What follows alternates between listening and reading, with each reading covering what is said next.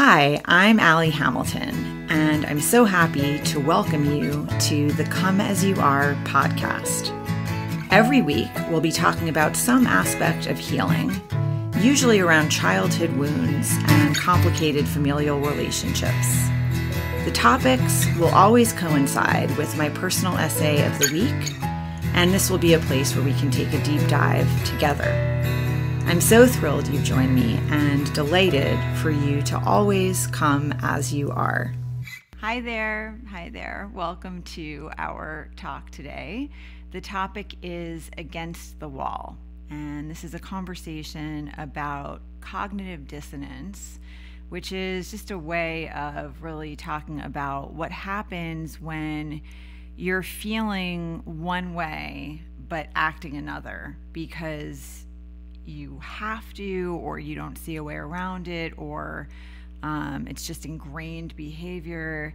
And I grew up like that. I had two different households where there was a lot of secret keeping, and there were a lot of things happening that were happening below the surface. There wasn't any conversation. As I got older and tried to have conversation, that was completely shut down, and it creates a real split inside of you. And so at my mother's house, my mom was an alcoholic. It's not the only thing that she was, she had some amazing qualities, but the drinking really, unfortunately, colored our whole relationship right up until the very end of her life, which was painful. And my dad was just an Olympic level womanizer. And so at my mom's house, there was this, no one was talking about the fact that she was clearly an alcoholic and having a problem. And at my dad's, I was his co-conspirator from the time I was 4, 5, 6, 7, 8, and that went on until I was 13 and became old enough to understand what was actually happening. And so kids know, that's the thing, kids are so open, and I think it's a time in your life where you aren't bogged down by societal norms or demands. You're just there, and you're open, and you are absorbing energy. We're energetic creatures, so we're like absorbing energy, we're emitting energy all the time. And I think when you're a child, you're the most open that you're going to be, unless you really work on it later in life. And so you feel things, even if they aren't being spoken, you're still marinating in that energy field of whatever the family of origin is like. And so when you're talking about growing up in an alcoholic household, there's a lot of uncertainty. I definitely grew up reading the room from the time I was very small, and particularly watching my mom to see what was going to happen. And when the Chardonnay came out, that is when I went on high alert.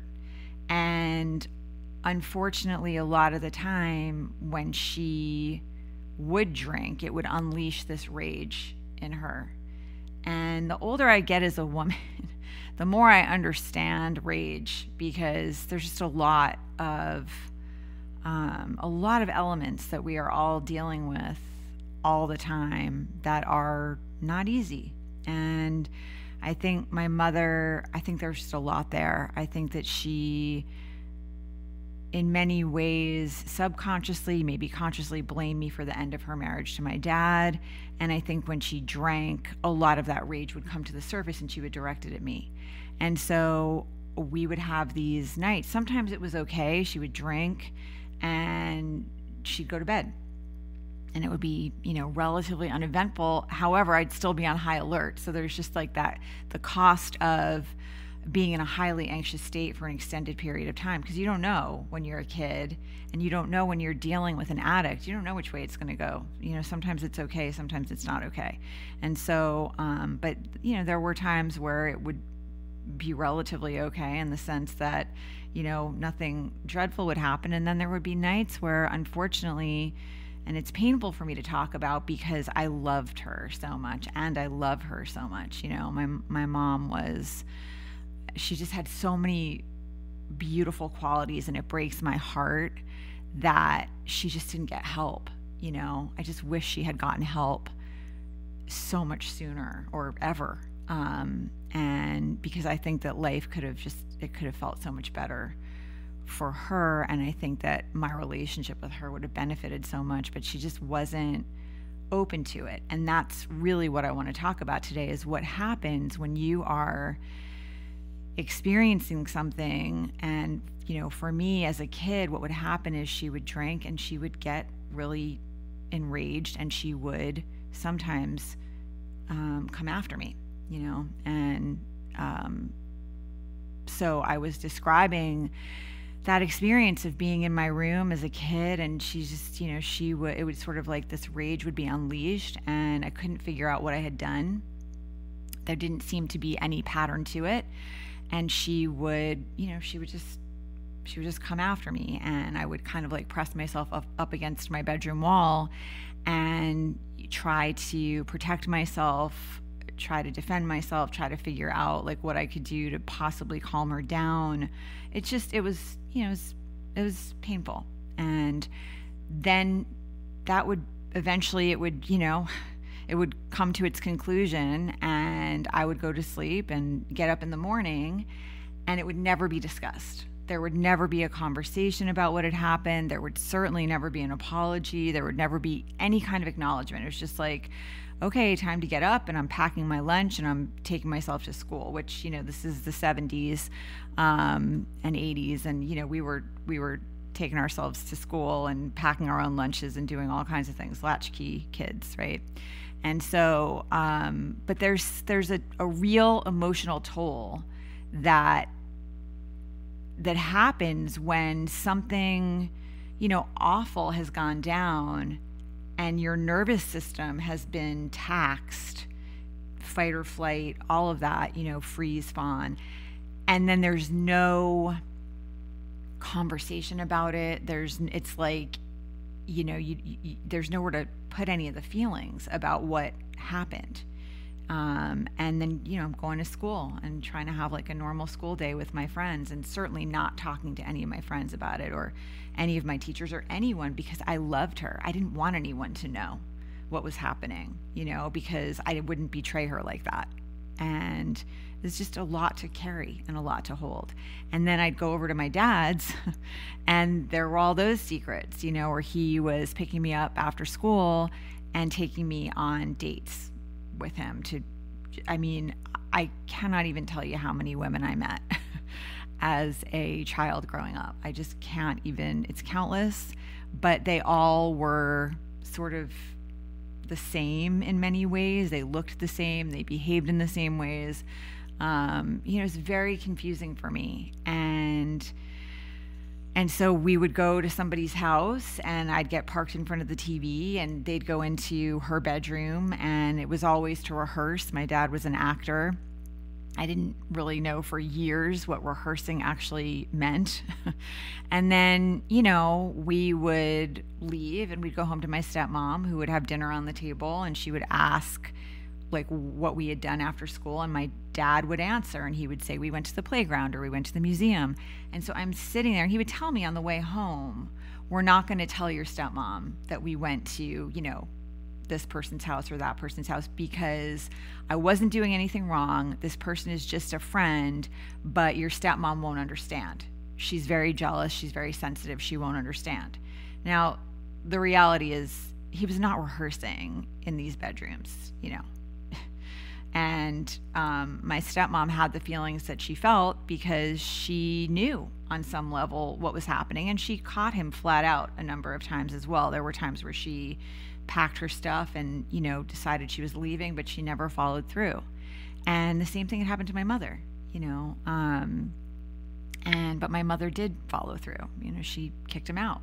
So this was his first wife, same thing had happened. So he left a just a trail of devastated women in his path, and brought me along for the ride, which of course was mind-bending as a child. It was a lot of stress and things beyond my comprehension. And then he would cry in my arms and tell me, he couldn't commit and he needed to be free, and all these women wanted him for themselves. And, he really behaved like the victim of all of these infidelities that he was perpetrating. And I believed it because I was a little kid and this is my dad. So I would try to comfort him and, put my little arms around him, and he would cry, which is very scary for a kid. And so, I wasn't going to tell my stepmom because I believed him. Oh yeah, her feelings will be hurt. And there were times where a woman would call the house and my dad would always run to the phone, but my stepmom could tell based on the way he was speaking. And, she wasn't, she was smart. She knew what was up, and she would end up locked in the bathroom all night sobbing. And it was horrible, for hours. It was awful. And there was a weekend that, she went away and a woman came and stayed with us. It was a lot of secret keeping for a small child to be dealing with, and no real conversation about the toll that was taking, or the confusion I was feeling, or the stress of it. And then that same expectation of I'm going to get up in the morning and I'm going to go to school and, have a normal day and play with my friends like any other normal kid and answer questions when the teacher asks and all of that. And what I was writing about this week is the emotional toll it takes and the energetic, just all of it, when things are happening that are not okay. That they're not right, because if they were right, you'd be able to talk about them. If you're keeping a secret, even as a little kid, it's because something isn't right about it.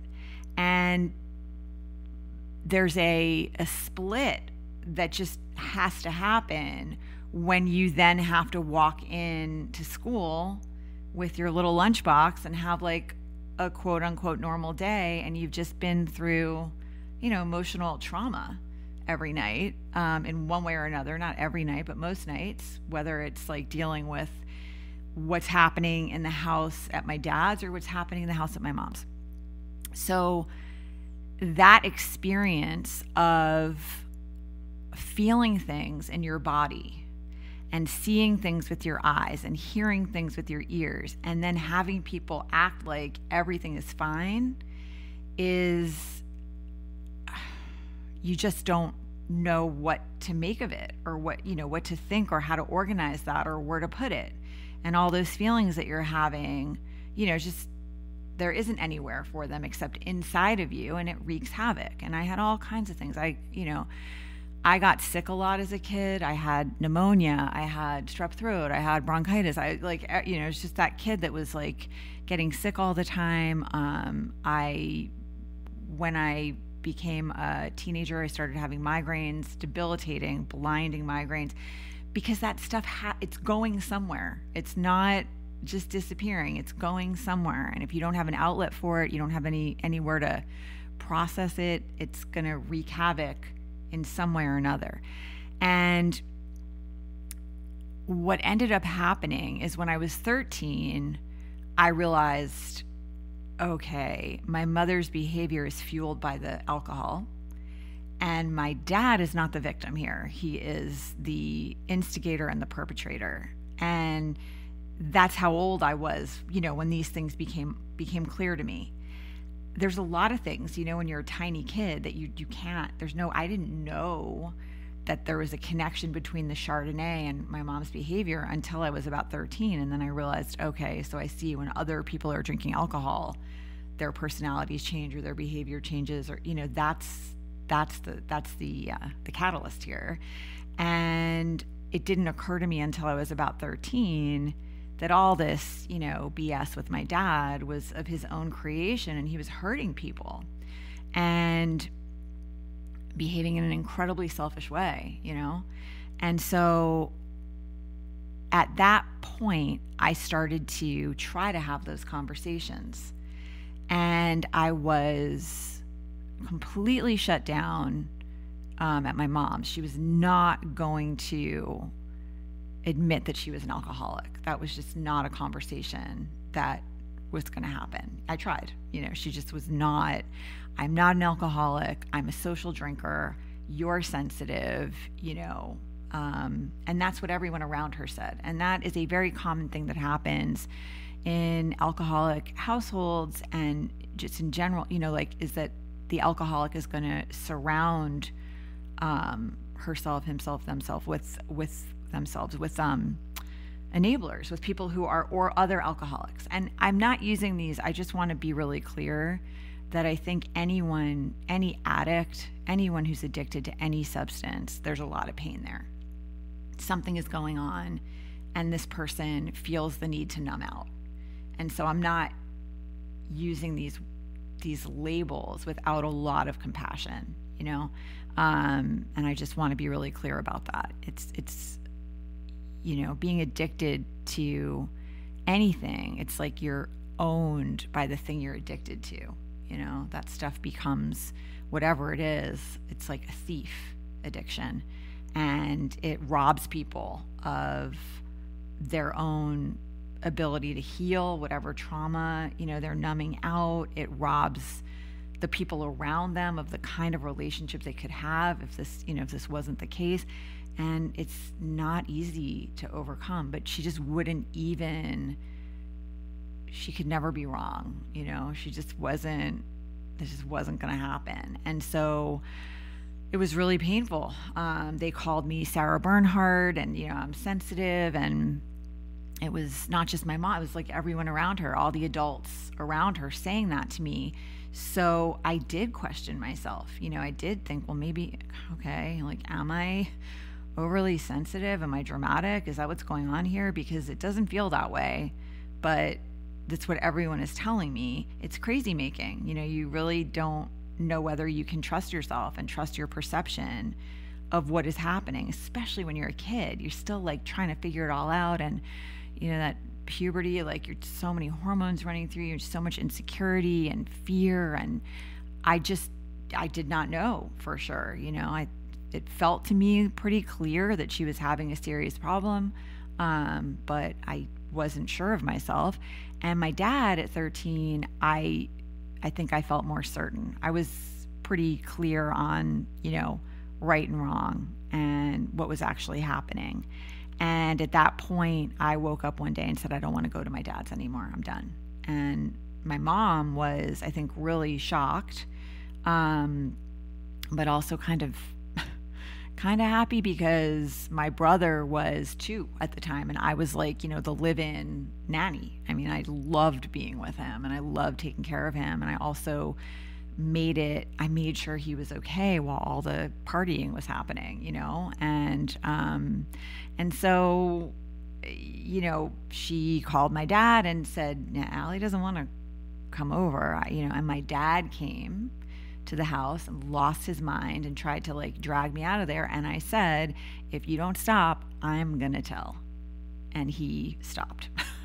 He left. And the next thing that happened is, he set up an appointment with a therapist, which ended up being helpful for a little while. And I write about this in the memoir. Something crazy happened a couple years in with this therapist, unfortunately. But at least for a little while, there was somewhere for me to talk about what was happening. And it did help for a short amount of time.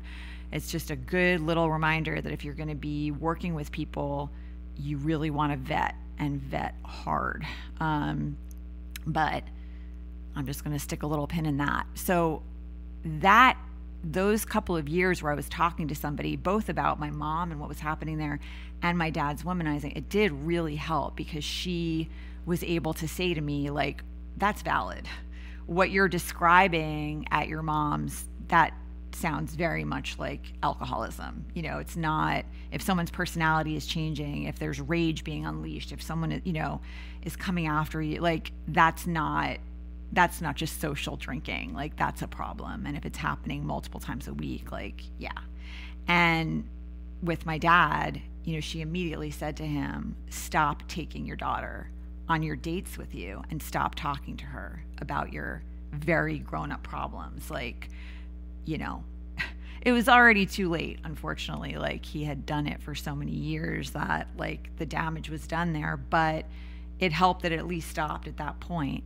Then he didn't know how to talk to me at all. So these were sort of the things, that's like how I grew up, was with a lot of this cognitive dissonance, right? Like, I'm feeling overwhelmed and scared and uncertain, and, you know, like, I know that none of this feels right, but everyone's telling me it is right, and I still have to, like, show up, and I'm supposed to get straight A's, and I'm supposed to look right. So I'm trying. The demands are, you need to behave as though this is all normal and fine.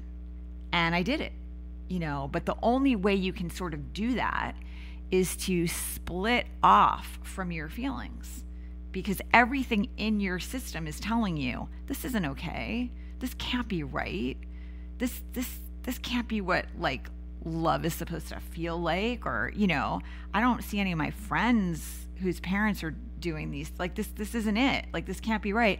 And everyone around you is saying this is right, and you just need to, you know, get with the program and get your work done and babysit and, you know, like, do all these things. It's you have to split, you know, you have to kind of push your feelings down and or numb them out or talk yourself out of them, and it is crazy making. And so that went on for a few years. And then by the time I got to be 16, I think I was getting old enough to understand that, you know, sometimes what you're being told by the adults around you is not right. I think I was starting to realize, like, adults are just people, and your parents are just people, and they're fallible, and they're human, and they're, you know, flawed. And I have to start trusting my gut. And the other thing that happened is I was overpowered by a man, and I went to my mom finally. I didn't say anything right at the time because I was so beside myself. But I went to her eventually a few months later, and she didn't believe me. And that was it. It's just like, then my rage was unleashed because I needed her, and I needed her to believe me, and I needed her to, you know, to help me. And I think it was just too awful for her. You know, my mom really struggled, and I'm sure this is part of why she was drinking so much. She struggled with the ugly parts of life, you know, the painful, difficult, like, ugly parts of life. Or just the absolutely devastating parts. She really struggled to talk about those things. I think she went through just so much of her own trauma. You know, she lost her dad at 13 and her mom at 28. And, you know, I mean, she just had a lot there that I think really broke her in some ways, and a lot of amazing things about her too. Like, I just want to paint that picture carefully, because you can't ever paint somebody with one brush. You know, that alcoholism and the rage was unfortunately a large part of my relationship with her, but also, like, she was, you know, she's a single mom, and she went out there and she got a job right away, and she kept a roof over our heads, and she was beautiful, and she was smart, and she was funny, and she was kind, and she would, like, invite, you know, if somebody was down on their luck, like, they would be at our house. You know, we had an extra room, they'd be there. So I think it's important to, like, mention those things too, because I would never want anyone to come away thinking, you know, there's only this one thing. And my dad had a lot of great qualities too. He's creative and very open-minded for his entire life. Talented, you know, he started sculpting when he was like 70, and he was really, really gifted. You know, always just a lot of art supplies and all kinds of things. You know, he really encouraged and supported my own creativity. I'm sure it's why I write. You know, so, like, it's, again, it's not one paintbrush here. But unfortunately, when you're someone's child, the major flaws are going to, you know, that's what the kids are going to be dealing with. And, you know, and to the degree that you as a parent can be accountable and look at your stuff and work on your stuff and, acknowledge it and apologize when you make mistakes. It's fine. You don't have to be perfect, thankfully. But, if you can't do those things, then it's really difficult for the kids to make sense of how they feel. And that's how I grew up. And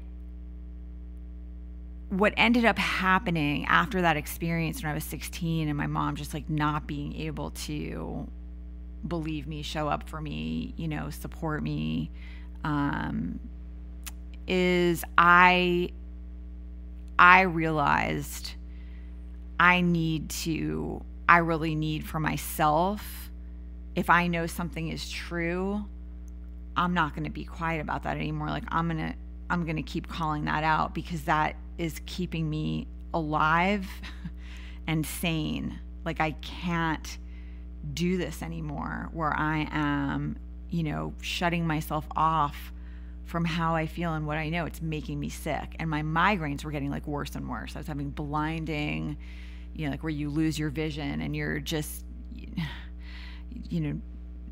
I would be crawling around on the floor just wishing I would die. That's how much the pain was. It was so intense. So I realized I have to, if something feels like what is real to me, I'm not going to let anyone around me tell me I'm wrong about that stuff. I'm not going to let that happen anymore. If someone tells me my mom is not an alcoholic, I am not going to do the mental and emotional contortions necessary to accept that as true when I know that it isn't. And so I started going to Al-Anon meetings, and Al-Anon meetings are for family members of alcoholics, if you don't know. And that was really helpful for me also for a few years. By then I wasn't talking to that therapist anymore, because she ended up, like I said, being just, I don't even know what to say about that.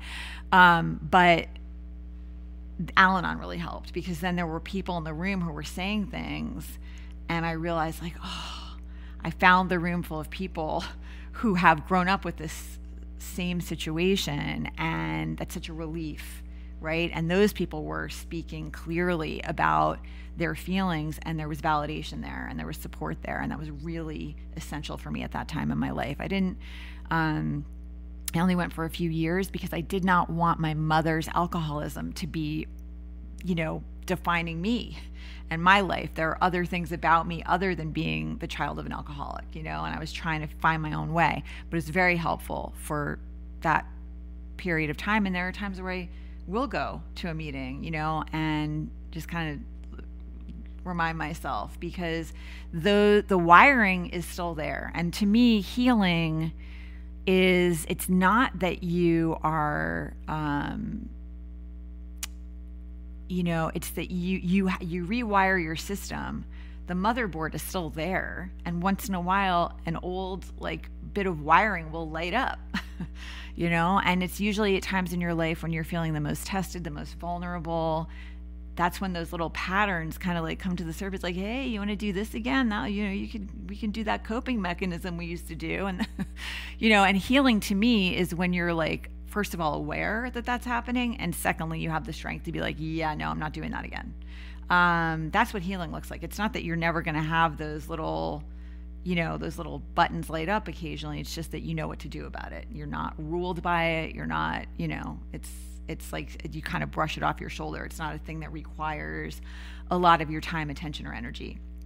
That to me is what healing is. It's the old wiring has lost its pull over you. The reason that this was all on my mind is because, we are, all of us, living at a time that is asking all of us to go about the day like things are normal when they're clearly not normal. And it takes a tremendous toll. And I think everyone I know, everyone that I'm close to in my life, is experiencing this kind of what I was describing as a thrumming, low-level depression and anxiety right now. And I know that it is certainly partly because the world feels like it could just spin off its axis right now, and that would be like more sane than anything else that's happening. And the other part of it is you really can't talk about it. I mean, you can talk about it one-on-one with people, I think pretty successfully, like how you feel, or, you know, what your fears are, or how heartbroken you might be, or what kind of action you're taking behind those feelings. But social media has become the most polarizing, rage-filled, it's just nuanced conversation is dead on social media. And, you know, the way that people feel free to attack and with vitriol, and it's just wild. And I think that unfortunately a lot of people, that's where they're connecting.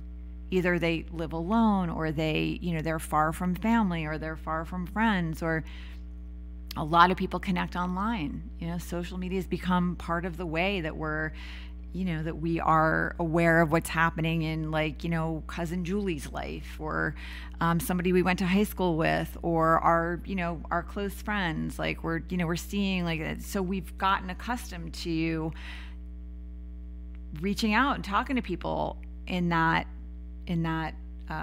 those platforms. And unfortunately, it's just, as far as like trying to talk about anything that's happening in the world, you're going to be attacked. You're going to be attacked one way or another. And that's not how we solve problems. You know, we have one planet here. And by my way of thinking, we are one people on one planet. You know, we are one human race on one planet. And we have just lost the thread.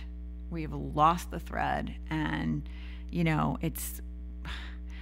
we've been a violent species since the beginning. But we're just at a place now and it's not just in our country. It really seems, unfortunately, like it's spread, where, you know, people are against each other. It's like, you're either on my side or you're on the other side. And if you're on the other side, well, I hate you. It's like, you know, you're despicable. And it's like, what do we actually think is going to happen if that's the energy, you know, that we're putting out there? We're certainly not going to solve problems that way. Probably going to increase the division. And that's what's happened. And, you know, look, I think we are all familiar with the studies about the way that social media works, so that you're essentially yelling into an echo chamber after a while. The algorithm is picking up on what you like and what you click on and what you interact with, and it's going to start feeding you more of that. And so, you know, we can be in our bubbles, but meanwhile the world is on fire and we don't know how to communicate with each other anymore. And it's depressing and scary, and it provokes a lot of anxiety in any sane feeling person. You look at the world, you see there are things happening that anyone would say, this is not how it should be. And you can't talk about it. I mean, you can talk about it, like I said, with your close people, and I hope you do. But not everybody's seeing their close people all the time. You know, there's a lot of people that have gotten, like, they're home and they're online, you know, or they're working from home and they're online. And that's rough, because if that's the situation that you're in, it just feels so overwhelming and so unfixable. You know, it just feels like we're becoming more and more divided. And what do you do with extremely divided people who are supposed to share a planet? If you can't talk and you can't tolerate someone who has a different viewpoint, or who might just be confused about how you feel and why you feel the way you do, you can't have those conversations anymore. You can't say, I'm heartbroken over what I'm seeing here, because no matter where this is happening, it hurts my heart to see. You can't say that. And that's brutal, you know? And so it's the same thing that I was describing growing up with like all those feelings and nowhere to put them. That's how everyone's living right now. And you cannot assume that you know how someone feels or what they think or what they're doing with those feelings unless you ask them and you know them. You know, there are a lot of people who've given up trying to talk about things on social media because they don't want to be attacked and they don't feel like it's helping anything. There are other things you can be doing if you feel heartbroken over things that you're seeing in the world, like I do. There are productive actions you can be taking, and you know, they're a lot more meaningful than screaming at someone on the internet who you're not going to change their mind. You're not going to change their heart. You're not going to change their point of view. You're just going to contribute to upping the rage quotient in the world right now. And I do not think the world needs more of that. So I know for myself how I feel about multiple things that I'm seeing in the world where I literally am like, I don't understand.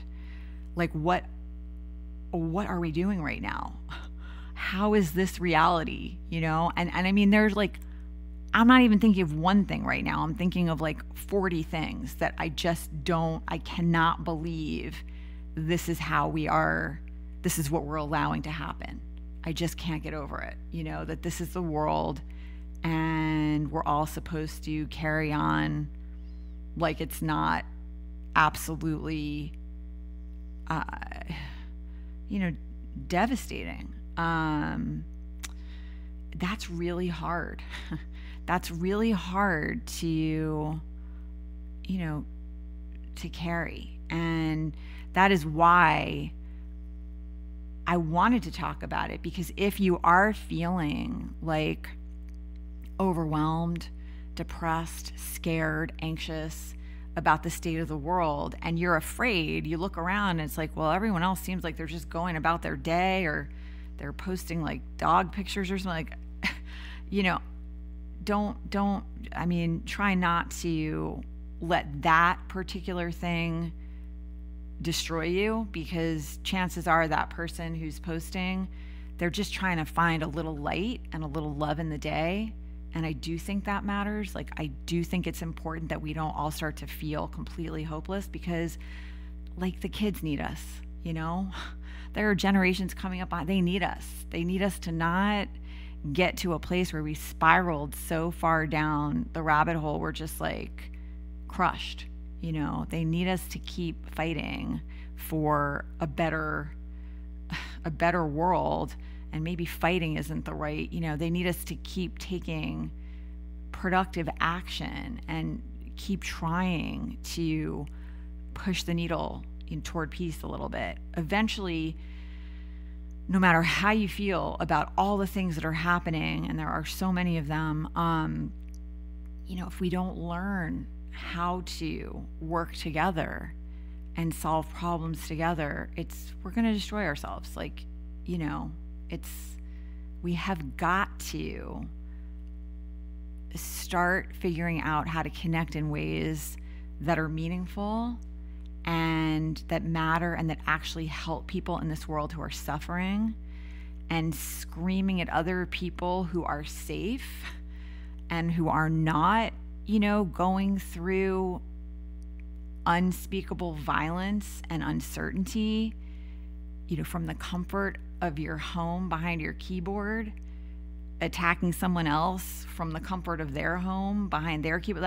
You're not helping anyone. You're not saving lives. That is not it, So that's my opinion. My opinion is there are a lot of things that all of us hopefully can do and are doing. Can certainly be supporting organizations that are doing good work that is aligned with what you believe. You can be calling your representatives. You can be sending emails and signing petitions. And if you're in a position to be making donations, you can be doing that. But screaming at people on the internet is probably not the best use of your time and energy. And I do think that there's a real cost to it. And I think the cost is everyone feeling alone in their own, in their own confusion, in their own overwhelm. And that's a painful place to exist, that place where you're like against the wall. And I remember having this feeling as a kid one night where I don't remember how old I was, like maybe 8 or 9 or something. And I just thought, like, if I could maybe just push myself into this wall, maybe I could just like disappear into the wall. And, that's a painful way to feel. And, I think a lot of us are feeling this feeling of being powerless. You see things happening in real time. And I was talking in the essay about how historians say, like, we have fewer wars on the planet right now than we've ever had. And that is so hard to believe. It's so hard to believe. But the idea is that we are becoming less violent over time, slowly, like way too slowly.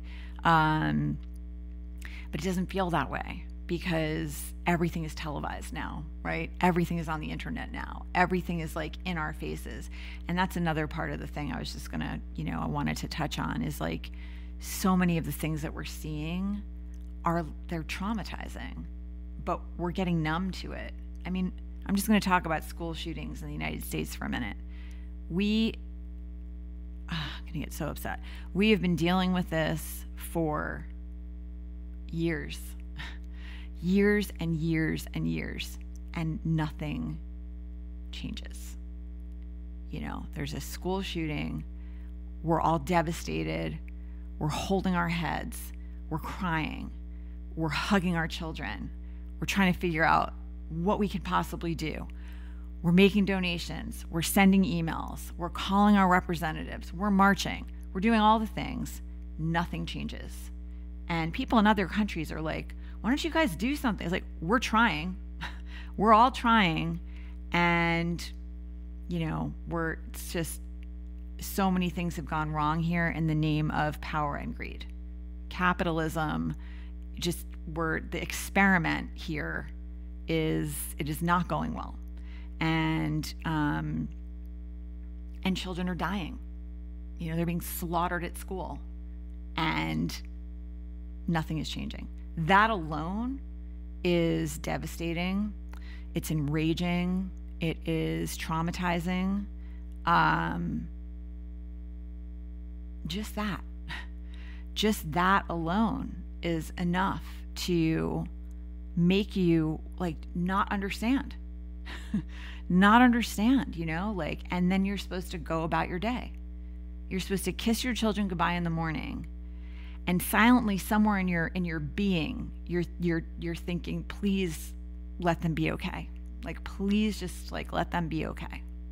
Let them be safe today. That is not normal. And anyone with school-age children lives that every single day. That's not normal, but we're supposed to act like that's normal. It's not normal. And that's just one of like 50 things that are not normal right now.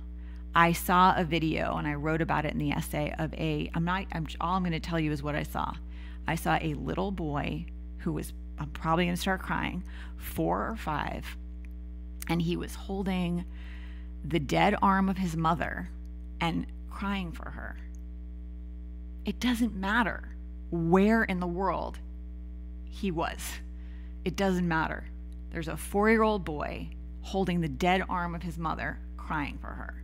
That's it. That's all you need to know. If that doesn't break your heart, something's going wrong with your heart. Shouldn't be numb to that. You shouldn't be able to justify it. It's not okay. It's not okay. And if you feel like it's not okay, and you feel despair, and you feel outrage, and you feel heartache, you are correct. I want to validate that. You are correct to feel those things. And that's wherever it's happening. And unfortunately, it's happening in many places in the world, not just the places that we're seeing all the time.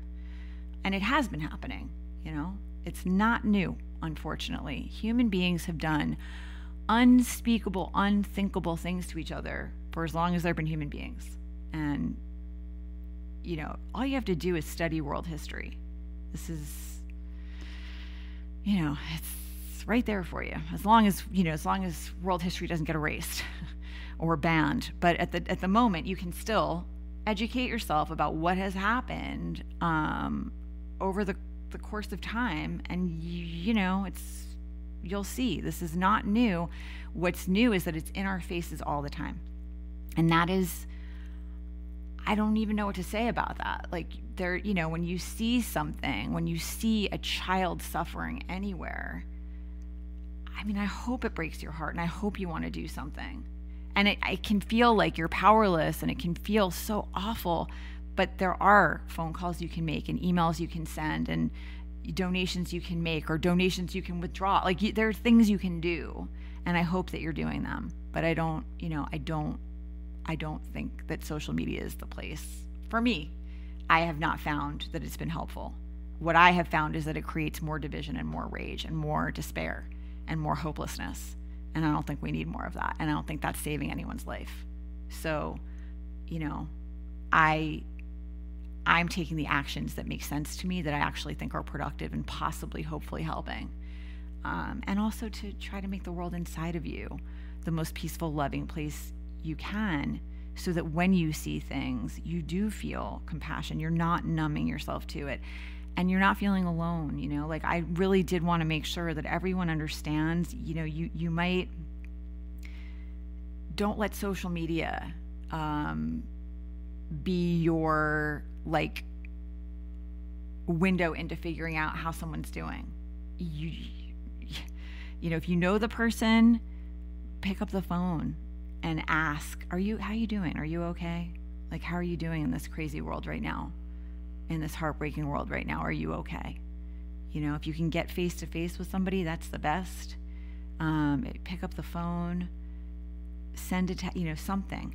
And if you don't know the person, try messaging them, if you want to know how someone feels. But don't assume that you know how things are. I can't tell you how many times in my life, like, I remember this one time in particular where I ran into someone I hadn't seen for a while, and I was going through my divorce, and I was like devastated.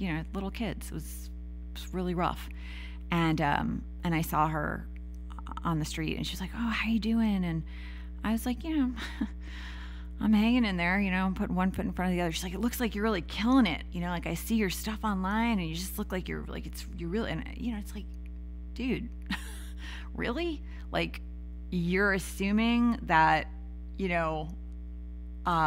what I'm posting on my professional pages, like, that's my personal life, and you got a good vibe on how I'm doing. I mean, like, are we friends or not? Like, ask me how I'm doing. Don't make assumptions based on, most people are not going to post their heartache online, because we've learned it's not a safe place, a lot of the time. So I do try to keep it. I mean, look, I'm having this conversation with you. I try to keep things really real.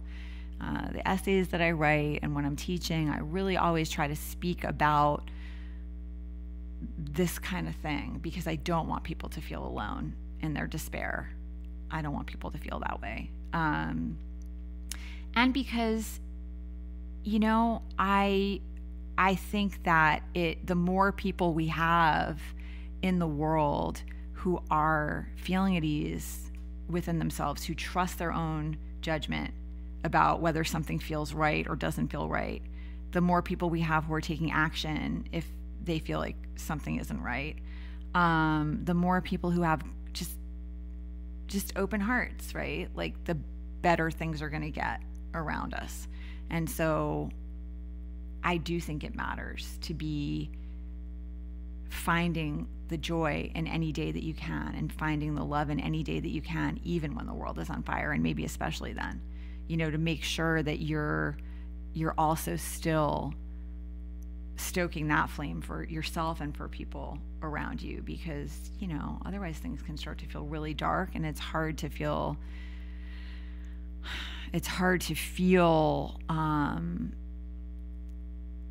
like taking action when things feel so dark. You start to feel that feeling of, just not being able to make a difference. And I have not given up yet. I haven't. I'm still hopeful that we can get the memo here. I'm hopeful. It's hard though. There are days where it's really tough. So I hope that this conversation, and the one last thing I'll just talk about with cognitive dissonance, because I wanted to just highlight that for 1 second here, is, sometimes it is like you were taught something as a kid and it was ingrained in you, and it could be like really awful things, like whatever. You might have come from a family of origin that had all kinds of strange ideas about the world and the way it works and the people in it. And so you were immersed in that stuff, and you were raised in that environment, and you grew up thinking that was true because you don't have anything else coming in except what you're being taught when you're little. Then you get out in the world and you realize, like, oh, wait a second, I'm going to start using some critical thinking here and maybe question some of that. Doesn't feel like maybe some of those things were true that I was taught. Sometimes what happens for people is they do realize, oh, this thing that I was immersed in, marinating in as a kid, I don't think this is true. But if I jump ship and decide, like, I'm going to push back on that, there's a chance that I'm going to be banished from the family, or I'm going to be, I'm going to be on the outside. And sometimes people just push that knowledge away and stick with the old, icky stuff because they don't want to lose their families. I'm not saying I'm just saying this happens for people. They compromise, they push down what they're feeling in order to still get love, right? Another thing that can happen is that, like I was talking about, as an example, you're a woman, you're working in a company, and you have the same title as the men in the company. You're working just as hard, you're doing just as well, you're not being paid as much. And that isn't right or okay, but you can't afford to lose the job. Your family can't afford for you to not have the benefits. You've got to be able to keep a roof over your head, so you deal with it. But there's a toll that it takes because you are going about your business, showing up for work, knowing that this isn't right. And that is just a painful place to exist, in all of its forms. But that's what it is. It's cognitive dissonance. Something is one way, and you are, for whatever reason, either making yourself or you feel forced to behave in a different way. And there's a real split that happens there, a disharmony it takes a serious toll over time. And the less of that you can do in your life, the better. So I hope this was a helpful talk. And, I'm always available for conversation.